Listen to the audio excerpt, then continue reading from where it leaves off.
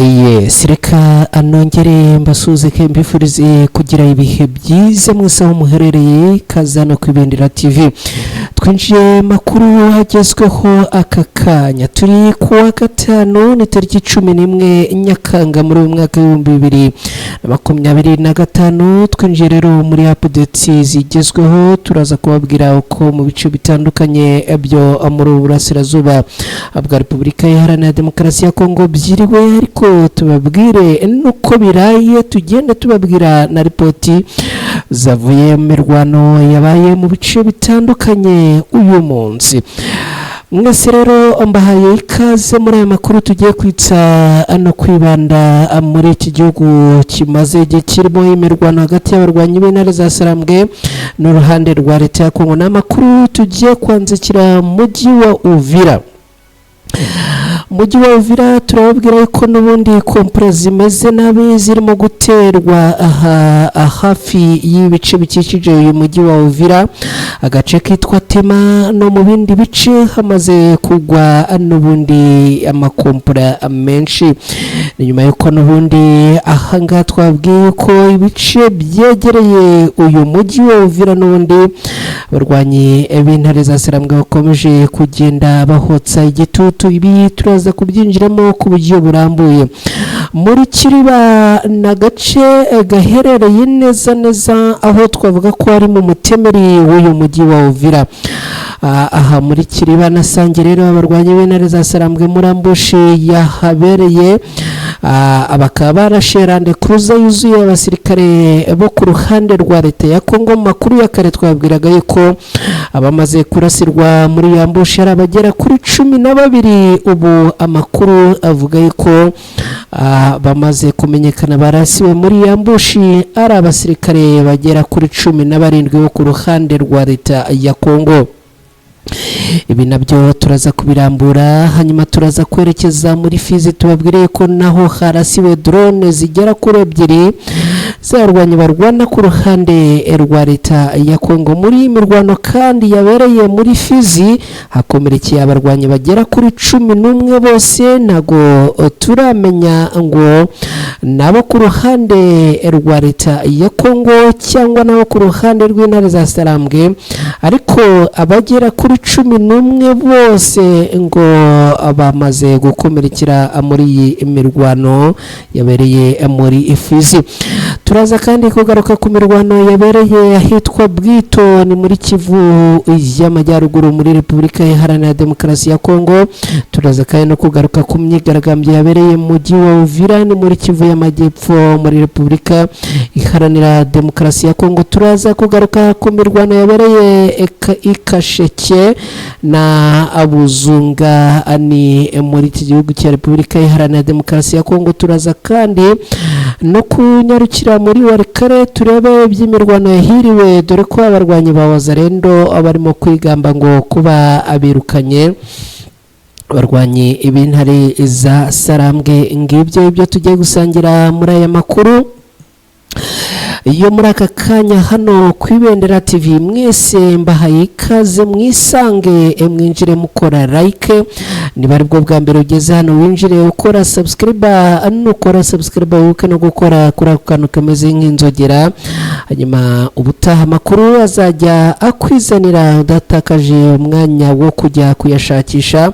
Ikindi kandi mushobora no kudufasha gusangiza inkuru inshuti zanyu n'abavandimwe batandukanye, no gufata link ugatereka mu groupe, yaba muri groupe za WhatsApp, yaba kuri Facebook, yaba kuri Twitter, yaba kuri status, hose ubikoze gutyo uba wamaze kubitunganya 5/5.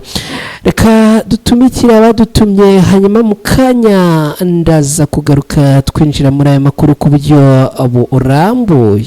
Promosi idasanzwe ku ndwara zitandukanye harimo nka diabete, hypertension, hepatite, impyiko na prostate. Waba ufite ububabare mu nda bushingiye ku moko y'inzoka zitandukanye nka diabete n'izindi, cyangwa ukunda kugira ibibazo byo mu nda bidasobanutse, ufite cyangwa indwara z'uruhu cyangwa ukeka ko wamwangijwe, yabazaniye promosi idasanzwe kuko kuvurwa ari nk'ubuntu. Abaganga bafite inkomoko muri Tanzania kuko bakorera muri East Africa yose ndetse bagakora korera no mu Rwanda bafite ubunararibonye mu kuvura bakoresheje imiti ikomoka ku bimera. Bavura cyane abagore bakunda kugira ibibazo mu myanya y'ibanga nk'ama-infection, imihango idakama n'ibindi. Bavura kandi n'abagabo bagira ubushake buke mu gutera akabariro n'abatishimira ingano y'igitsina cyabo. Bakagira umwihariko kandi mu kuvura abakeka ko bahumanyijwe cyangwa barozwe. Ni inzobere mu by'ubuzima, bahamagare kuri nimero ziri kuri ekara yawe bagufashe. Akarusho nuko aho waba uri hose ku isi bakugezaho imiti yabo kuko bakorana na DHL.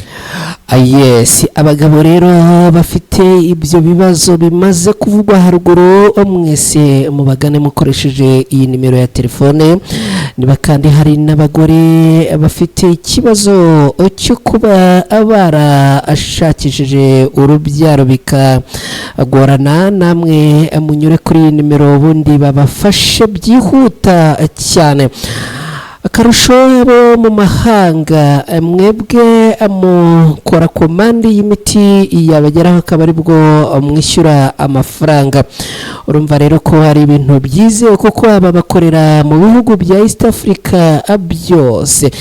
Reka twanzike n'aya makuru tuhere mu mujyi wa Uvira, ariko ubwo abaherereye mu bice bitandukanye byose kandi mu Rwanda twabahaye ikaze. Baherereye muri Repubulika Iharanira Demokarasi ya Kongo, mu bihugu byose bya Afurika, abari muri Kenya, abari muri Tanzania, abari mu Burundi, abari muri Uganda, abari muri Afurika y'Epfo, abari muri Senegal, Zambia, mwese tubahaye ikaze. Abari mu bihugu bya kure cyane muri Canada, muri Leta Zunze Ubumwe za Amerika, mu Bushinwa, mu Bufaransa, mu Buholandi, Norvege, mu Bubiligi nahavuze, yes, mu Bubiligi no mu Bwongereza, mwese ikaze. Reka twinjire muri aya makuru twihuse, birumvikana nta kubatwara umwanya munini. Mu mujyi wa Uvira niho duhereye aya makuru, ni muri Kivu y'Amajyepfo. Uyu munsi mu mujyi wa Uvira n'ubundi hakomeje n'ubundi ibikorwa bitandukanye, ariko kandi n'ibikorwa bijyanye no gutegura intambara hagati y'abarwanyi b'intare za Sarambwe n'uru ruhande rurwana ku barwanyi ba leta ya Kongo. Aha muri uyu mujyi wa Uvira rero n'ubundi amakompura yongeye kuhagwa aturutse mu bice bitandukanye. Reka nkubwire amakompura rero yongeye kwijugunya ahangaha muri uyu mujyi aho yaturutse. Nababwiye makuru ya kare ko abarwanyi barwana ku ruhande rw'intare za Sarambwe bateze ambushi neza muri bice byo haruguru za Kiriba werekeza Sange.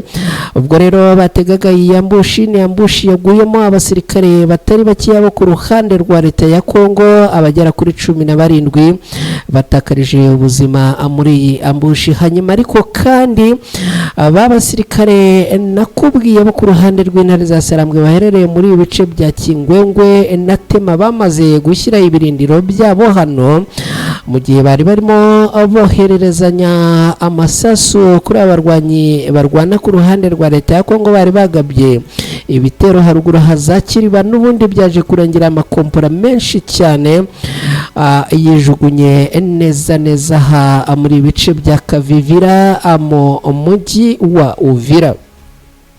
Hari ayandi makompura menshi kandi yaguye cyangwa se yisutse aha muri ibice byegereye Uvira. Aha muri Tema naho haguye amasasu menshi cyane.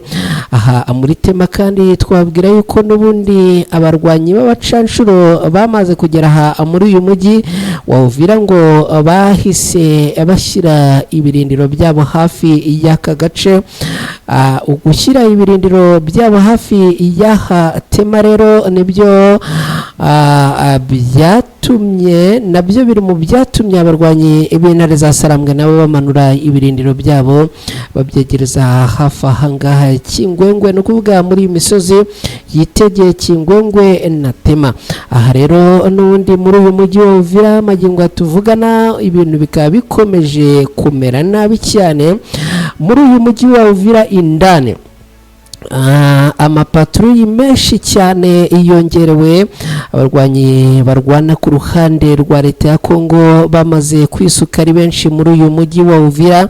Ubu ngo bari gukora patruyi ziteye ubwoba, ari nako kandi bakora n'imikwabo, dore ko n'ubundi ngo mu byo barimo no guhiga za maneko z'abarwanyi b'intare za Sarambwe zamaze kwinjira muri uyu mujyi wa Uvira. Reka twihuse twerekeze Kiriba kare nababwiye ku mirwano yahabereye, ndanayibasobanurira cyane mbabwira uko operasiyo zagiye zikorwa. Icyo rero nababwira nuko n'ubundi tugarutse kuri ya ambushi y'abarwanyi b'intare za Sarambwe bategeye ahangaha, n'ubundi amakuru amaze kugera ahangaha aravuga yuko iyi ambushi barasiyemo rande kuruza yari yuzuye abasirikare bo ku ruhande rwa leta ya Kongo. Makuru ya kare twabwiraga yuko abarashwe ari 12, ariko magingo yengaya imibare y'abarasiwe muri rande kuruza yatezwe muri ambushi n'abarwanyi b'intare za Sarambwe baragera kuri 17. Aba kandi nabaguye nabatakarije ubuzima muri iyi ambushi. Twabwiye ko hari ambushi abarwanyi b'intare za Sarambwe n'ubundi bakoze bagasuka bombe nyinshi kuri rande kuruza yari twaye abasirikare bari bagabye bitero haruguru za Kiriba na Sange. Bakuru rero akavuga yuko n'ubundi baje kwitura muri ambushi y'abarwanyi b'intare za Sarambwe, ubuzima bakabusezeraho gutyo. Reka twihute twerekeze muri Fizi, ni muri Kivu y'Amajyepfo, aha muri Repubulika Iharanira Demokarasi ya Kongo. Aha Fizi naho hiriwe urugamba ruremereye kandi rukomeye. N'urugamba n'ubundi rwaramutse mu gitondo cyo kuri uyu munsi agana ku isaha 11 zishyira isaha 12 za mu gitondo. Urugamba rwari rwambikanya abarwanyi barwana ku ruhande rwa leta ya Kongo, bakaba abongeye kohereza imiriro y'amasasu ku barwanyi b'intare za Sarambwe. Aha muri Fizi biravuga yuko abarwanyi benshi bo mu gihugu cy'u Burundi bari mu bagabye ibitero. Hanyuma rero n'ubundi abarwanyi b'intare za Sarambwe bongeye gukora gashya kuri iyi mirwano yabereye aha, kubera yuko abarwanyi barwana ku ruhande rwa leta ya Kongo ngo bakoresheje drone mu kurasa kuri abarwanyi b'intare za Sarambwe. Abarwanyi b'intare za Sarambwe rero bikaba bivuga yuko ngo muri drone zakoreshejwe uyu munsi abarwanyi b'intare za Sarambwe ngo babashije kurasa drone zigera kuri 2 zaba abarwanyi bo ku ruhande rwa leta ya Kongo. Ikindi kandi muri iyi mirwano ngo hakomeretse abasirikare bagera kuri 11. Ikitonderwa abasirikare bagera kuri 11 biravuga yuko ari abakomerekeye muri iyi mirwano. Ntago twari twamenya neza niba ari abo ku ruhande rwa leta ya Kongo cyangwa niba ari abo ku ruhande rw'intare za Sarambwe. Gusa biravuga yuko ngo iyi mirwano yari ikomeye cyane, kubera yuko abarwanyi barwana ku ruhande rwa leta ya Kongo ngo babanje kujugunya bombe abarwanyi b'intare za Sarambwe bagenda abaya kubitira cyangwa se bayaturikiriza mu kirere. Birangira abarwanyi bo ku ruhande rwa leta ya Kongo abazanye drone barazohereza abarwanyi b'intare za Sarambwe, n'ubundi nazo barazirasa. Ni mirwano rero ubona yuko rwose itari yoroshye n'aka na gato, kubera yuko abarwanyi b'intare za Sarambwe aha muri Fizi ngo biriwe bakoresha RPG gusa, roketi prepared grenade cyangwa se grenade nizo zakoreshejwe ahangaha. Amabombe menshi abarwanyi b'intare za Sarambwe biriwe bari ku rugamba rusaba tekinike na tekinoloji nyinshi. Akaba rero n'ubundi mukanya ku isaha 11 ari bwo urugamba rwabaye nkuru cwedeka cyangwa se nkuru cogora, ariko nanone imirwano ahangaha ikaba ikomeje kugenda ifata intera yo ku rwego rwo hejuru. Reka twerekeze n'ubundi turacyari mu mirwano, ariko mbere yo kugira ahandi twinjira ni munyemerere gatoya tubanze twerekeze muri Kivu y'Amajyaruguru. Muri Warikare byifashe gute? Wazarendo zirigamba ngo kuba zasubije inyuma igitero cy'abarwanyi b'intare za Sarambwe ahitwa imitembe nahangaha muri Walikale. Abarwanyi ba Wazalendo rero bakaba ngo bigamba ko basubije igitero cy'abarwanyi b'intare za Sarambwe inyuma. Ku munsi w'ejo ni ku wa kane tariki 10 Nyakanga ahitwa Imitende ni Katobo, ni mu gace ka Banamurindwa, ni muri groupement ya Kisimba muri teritwari ya Walikale muri Kivu y'Amajyaruguru, nibwo hatangiye imirwano iremereye cyane hagati y'abarwanyi b'intare za Sarambwe na Wazalendo. Ahabereye imirwano ikaze cyane hagati y'aba bombi, ikaba ari imirwano n'ubundi ngo yakoreshejwemo intwaro ziremereye. Nk'uko amakuru atugeraho abitangaza rero ngo inyeshyamba z'abarwanyi b'intare za Sarambwe zirahitwa Ihura zagabye igitero ku birindiro by'aba Wazalendo bita abakorerabushake bashinzwe kurinda igihugu Imatembe. Iki gitero ngo cyagabwe ahagana mu masaa 2 ku isaha yaho mbere yo gusubizwa Ihura. Amakuru akavuga ko ngo imirwano yamaze amasaha menshi mu gihe umubare w'abapfuye utaramenyekana, nubwo ngo abapfuye ari benshi.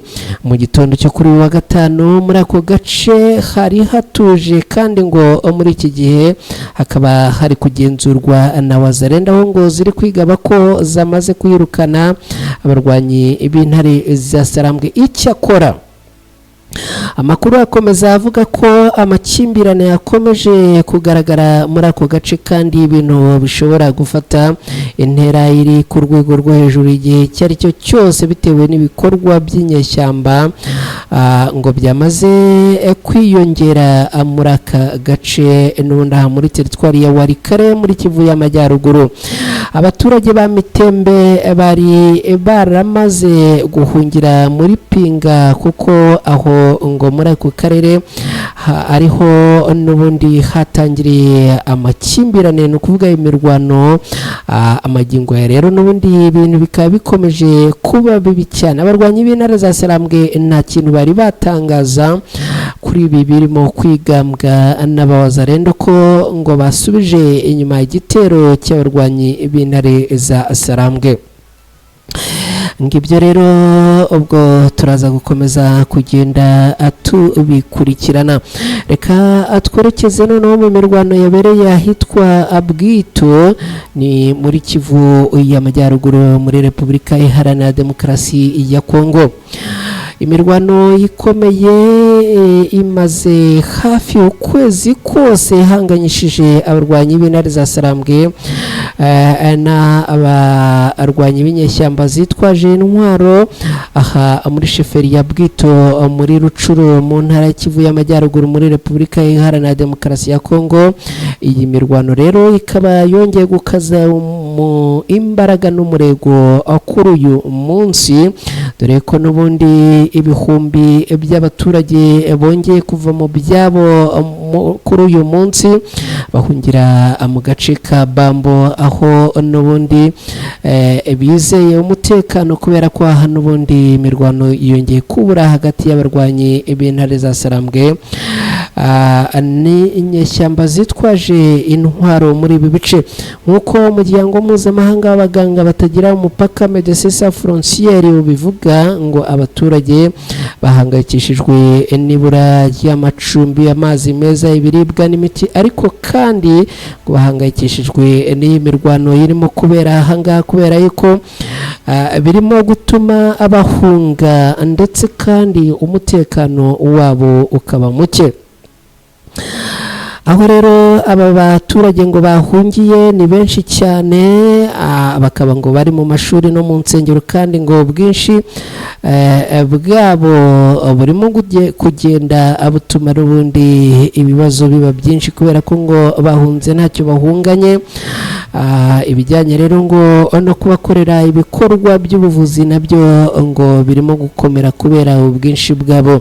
François Coras uhagarariye Médecins Sans Frontières muri Kivu y'Amajyaruguru yagize ati tugeze ku mubare ugera ku bihumbi 50 by'abimuwe no kuvuga bahunze, benshi muri bo ngo n'abagore n'abana.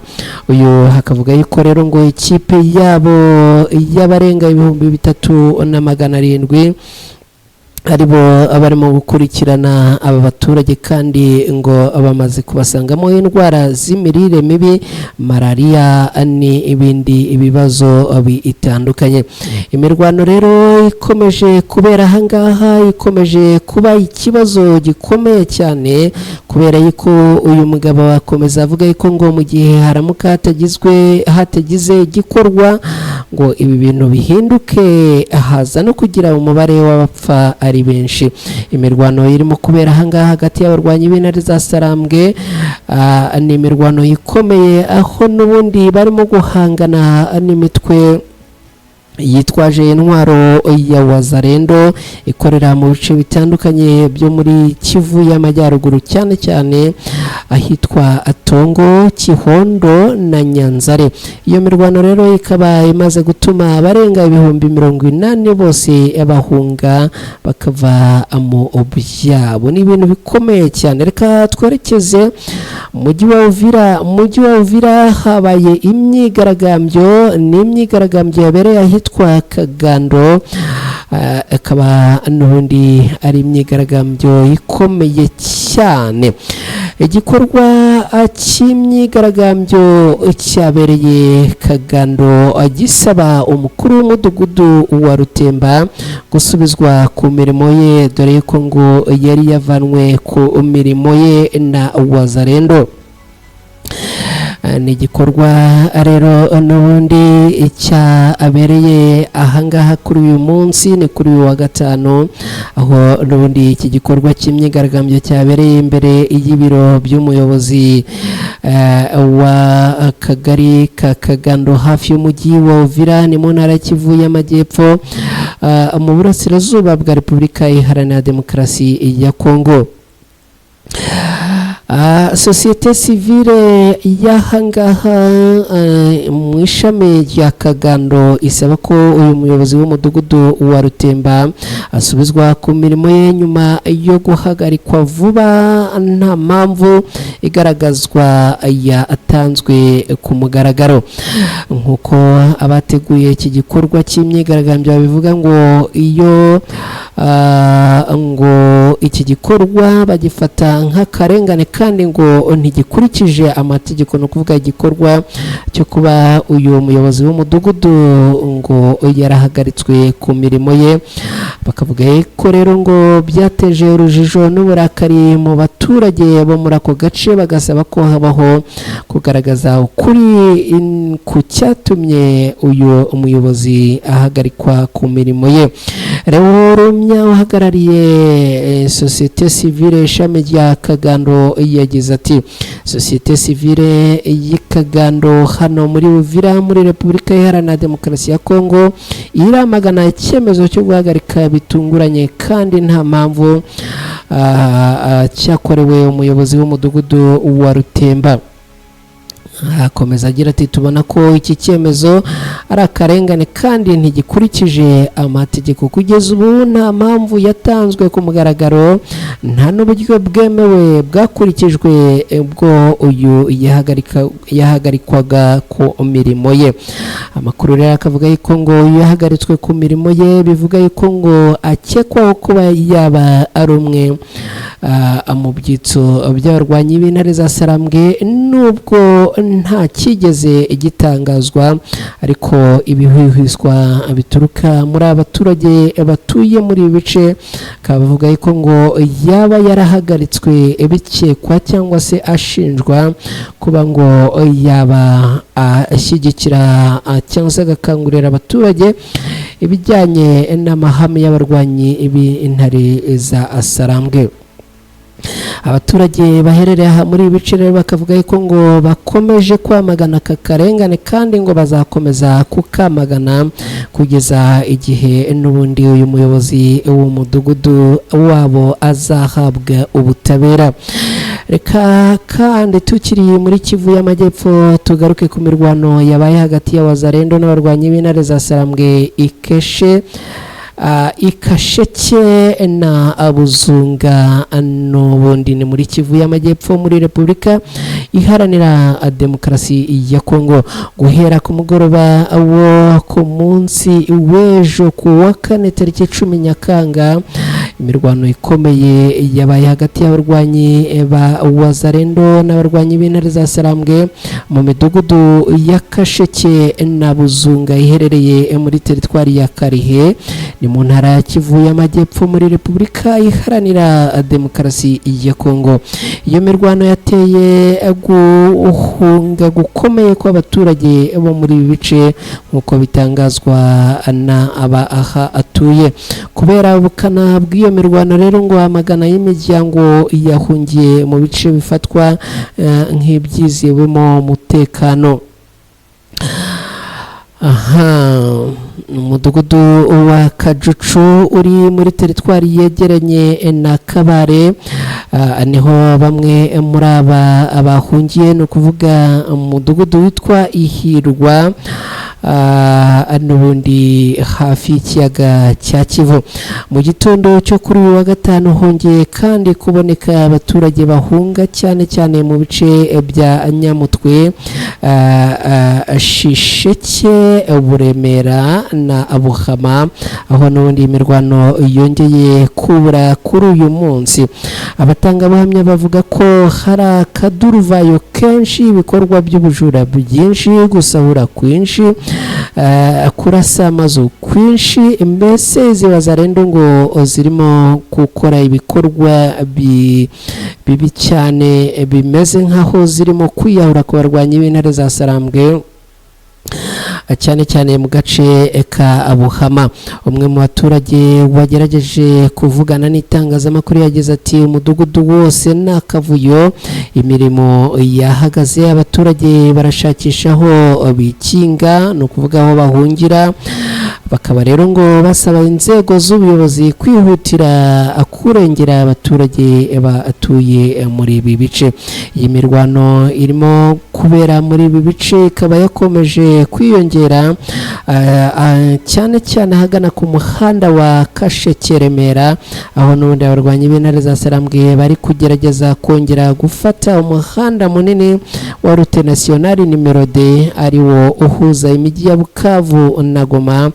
Abaturage bakaba bamaze guhunga ari benshi kandi bakaba bakomeza kuvuga yuko basaba ubufasha kugira ngo n'ubundi bongere gusubira mu byabo, intambara zihoshe. Ngibyo rero ibyo twagarukagaho muri za updates tubabwira uko ibice hirya no hino y'imirwano yiriwe.